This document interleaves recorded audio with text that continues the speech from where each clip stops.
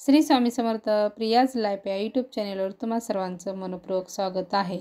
आज आपण या व्हिडिओमध्ये माघ महिन्यात येणारी जी रथसप्तमी आहे ही कशी साजरी करावी आणि या दिवशी कशा पद्धतीने पूजा मांडणी करावी या संदर्भात सर्व काही माहिती आहे ती आज आपण या व्हिडिओमध्ये पाहणार आहोत। माघ महिन्यातील शुक्ल सप्तमीला रथसप्तमी ही साजरी केली जाते। या वर्षीची रथसप्तमी आहे ती 16 फेब्रुवारी 2024 या दिवशी आलेली आहे। या दिवशी आपल्याला सूर्यदेवांची पूजा करायची असते। सूर्यदेवांना आपल्याला अर्घ्य द्यायचे असते। सूर्यदेवांची पूजा केल्याने आपले आरोग्य आहे ते छान राहते, उत्तम राहते, निरोगी राहते। आपल्याला कोणत्याही प्रकारचे आजार होत नाहीत, म्हणून आपल्याला सूर्यदेवांची पूजा ही करायची असते। सूर्यदेवांचा शुभ आशीर्वाद आहे तो आपल्याला घ्यायचा असतो। सूर्यदेवांना आपल्याला या दिवशी अर्घ्य द्यायची असते। ज्या महिलांचा उपवास असतो त्या महिला सलग 7 दिवस हे जे सूर्यनारायणांचं जे व्रत आहे त्या करतात आणि 7ही दिवस त्या अर्घ्य देतात। पण ज्या महिलांचे उपवास नाही, ज्या महिला उपवास करत नाही, तर त्यांनी कमीत कमी रथसप्तमी या दिवशी तरी सूर्यदेवांना अर्घ्य द्यायचे आहे। या दिवशी सूर्यदेवांची पूजा करायची आहे। सूर्यदेवांना आपण अर्घ्य देऊन त्यांची पूजा आराधना करायची आहे। या दिवशी सूर्यदेव आहेत ते उत्तरायण प्रवास आहेत ते सुरू करतात। ते आपल्या रथात बसून 7 घोड्यांचा जो रथ आहे त्यामध्ये बसून आहेत ते प्रवासाला सुरुवात करतात। त्याचबरोबर घरातील वातावरण ही खूप छान आणि सुंदर राहते। घरात सुख शांती समृद्धी निर्माण होते। म्हणून आपल्याला या दिवशी रथसप्तमीच्या दिवशी सूर्यदेवांची पूजा ही करायची असते। तर आपण आता या व्हिडिओमध्ये सूर्यदेवांची पूजा मांडणी ही कशी करायची आहे ही संपूर्ण माहिती आहे ती प्रत्यक्ष कृतीतून आपण पाहणार आहोत। मी आता तुम्हाला प्रत्यक्ष कृतीतून कशी मांडणी करायची ही सर्व काही दाखवणार आहे। पूजेची मांडणी ही आपण आपल्या अंगणात जी तुळस आहे त्या तुळशीच्या शेजारी आपल्याला ही पूजा मांडणी आहे ती करायची आहे। किंवा जर तुम्ही शहरात राहत असाल, फ्लॅट सिस्टीममध्ये आपल्याला बाहेर पूजा मांडणी आहे ती करता येत नाही, तर तुम्ही तुमच्या बाल्कनीमध्ये जर तुम्हाला जागा असेल तर तुम्ही करा, नाही तर तुम्ही तुमच्या आत रूममध्ये जरी केली तरी चालेल। ही पूजा मांडणी करत असताना जर तुम्हाला तुळस आतमध्ये घेऊन पूजेच्या ठिकाणी मांडणे शक्य झाले तर तुम्ही नक्कीच मांडा। ही पूजा करण्यासाठी आपल्याला एक पाट आहे तो घ्यायचा आहे। त्या पाटावरती पिवळ्या कलरचं किंवा लाल कलरचं एखादं वस्त्र आहे ते अंथरून घ्यायचं आहे आणि ते वस्त्र अंथरल्यानंतर आपण त्याच्यावरती पूजा मांडणी आहे ती करून घ्यायची आहे। प्रथम आपण दीप आहे ते प्रज्वलित करून घ्यायचा आहे, त्याची पंचोपचारे पूजा करून घ्यायची आहे। यानंतर आपण कोणतीही पूजा करत असताना गणपती बाप्पांची स्थापना ही प्रथम करतो, म्हणून आपण गणपती बाप्पांची प्रथम स्थापना करून घ्यायची आहे। त्यांची पंचोपचारे पूजा ही करून घ्यायची आहे। यानंतर आपण सूर्यदेवांची प्रतिमा रथामध्ये बसलेली आहे ती रांगोळीच्या साहाय्याने आपण काढून घ्यायची आहे।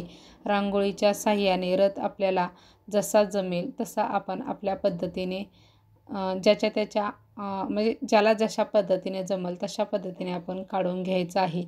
इथं मला जसा जमत आहे तसा तुम्ही काढून घेत आहे।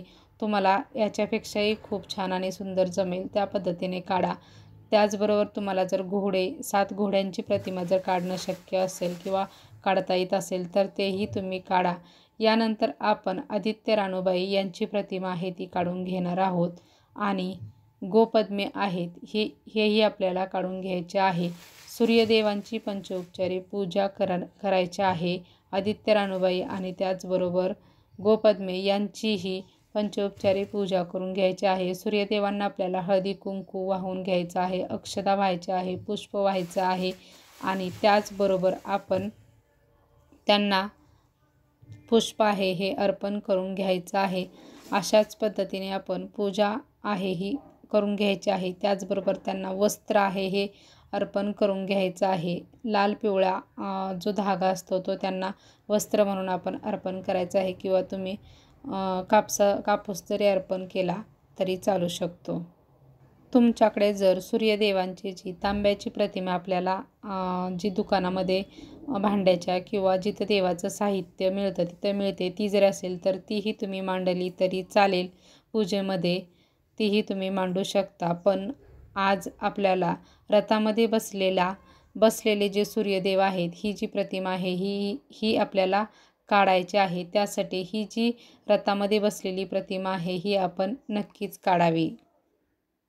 यानंतर आपल्याला 7 वाट्यांमध्ये किंवा तुमच्याकडे जर बोळकी असतील तर त्यामध्ये 7 प्रकारची धान्य घेऊन त्यांची मांडणी करून त्याचीही पूजा करायची आहे. आपण या 7 वाटींमध्ये कोणत्याही प्रकारची धान्य ठेवू शकता. मात्र एका वाटीमध्ये आपल्याला तीळ हे आहेत ते आपल्याला ठेवायचे आहेत, कारण तिळाला खूप अनन्यसाधारण महत्त्व आहे. म्हणून तीळ हे आपल्याला ठेवायचे आहेत. 7 आठवड्यांचे 7 वार, त्याचबरोबर 7 जे घोडे आहेत त्यांची प्रतिमा म्हणून आपण अशा प्रकारे मांडणी करू शकतो. त्याचबरोबर त्या रथाला 12 चाके असतात.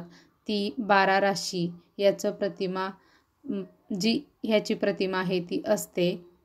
तुम्ही 7 किंवा 12 अशा कोणत्याही प्रमाणामध्ये मांडू शकता. या मांडलेल्या आपण जे धान्याच्या वाटे आहे त्यांची पंचोपचारी पूजा करून घ्यायची आहे. त्यांना हळदी कुंकू अक्षता वाहून त्यावरती पुष्प आहेत ते त्यांना अर्पण करून घ्यायचं आहे आपल्याला. या दिवशी सूर्यदेवांची पूजा करण्याला खूप अनन्यसाधारण महत्त्व आहे.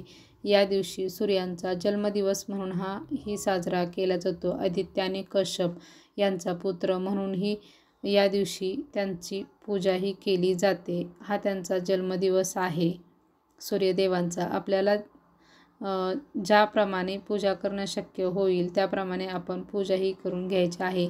त्यानंतर आपण पाटाभोवती रांगोळीही आपल्याला जशा प्रकारे जमल तशा प्रकारे काढून घ्यायची आहे.